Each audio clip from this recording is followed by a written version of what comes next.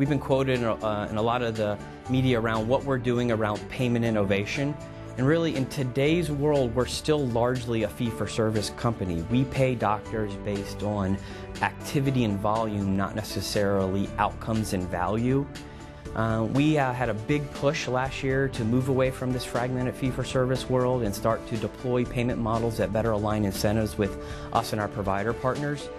Where we stand today, about one out of every 5 healthcare dollars we spend on local Florida Blue customers is related to what we call a value model, whereby us and our provider partners are rowing in the same direction to protect members' access to affordable care and improve quality. So really what we're focused on is building on the success of 2012 and further deploying these types of models to whereby by this time next year will be 1 in 4 healthcare dollars are aligned to one of these value-based payment models, and with any luck it may even be more like 1 in 3.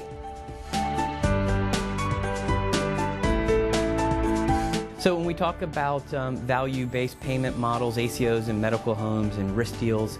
Florida Blue has a significant lead in the Florida marketplace. You know, we obviously watch what our competitors, the Aetnas, the Uniteds, and Cignas are up to in other parts of the country, and they've had some success there, but no one can really touch where we are in the state of Florida. And it's interesting, it's creating a new value proposition for our sales organization, because the old days of quoting on a piece of business and talking about how big and broad your networks are and how deep your discounts are,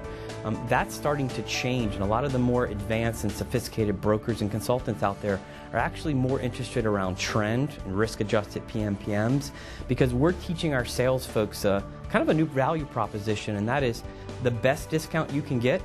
is actually on the claim you avoid altogether, by keeping your employee healthy and out of the system altogether. And by working with our provider partners through these new value-based payment models, we have financial incentives for the providers to do that very thing. They're not solely focused on volume equals revenue, they're actually focused on value and actually getting paid more for technically doing less.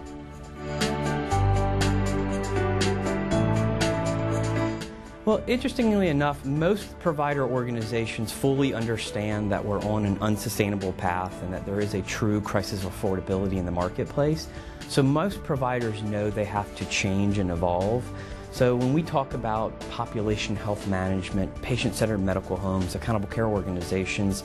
the provider community has really embraced this concept with very limited exceptions. There are a few out there that have decided to stick their head in the sand and hope that healthcare reform and this whole affordability issue goes away.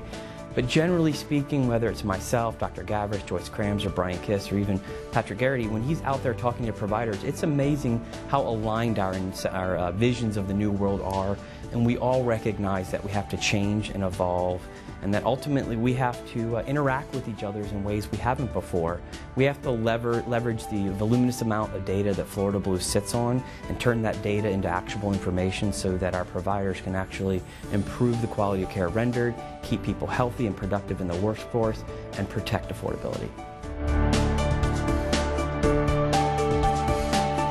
Florida Blue is viewed by the association as one of the thought leaders in this space of value-based reimbursement, and we work closely with a lot of our sister Blues plans to help them understand the types of models and the success we've achieved in the Florida marketplace.